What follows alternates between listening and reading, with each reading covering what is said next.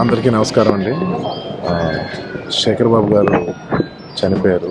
ఆయన ప్రొడ్యూసరు. అంటే మాకు చిన్నప్పుడు ముఠా మేస్త్రి ఈ సినిమా ప్రొడ్యూసర్ అనమాట. కొన్ని సినిమాలు, చాలా సినిమాలు తీశారు. మోర్ దెన్ ప్రొడ్యూసర్, మాకు బాగా తెలిసిన చాలా క్లోజ్ ఫ్యామిలీ ఫ్రెండ్ అనమాట. అంటే మేము చెన్నైలో ఉన్నప్పుడు మా ఇంటి పక్కనే ఉండేవారు.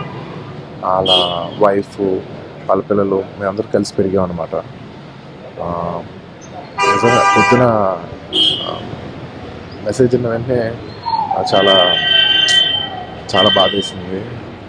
పాపం శేఖర్ గారు లేరు, కానీ వాళ్ళ వైఫ్, ఆంటీ ఫేస్ అసలు నా మనసు, అంటే ఏం మాట్లాడుతున్నాను నాకు కూడా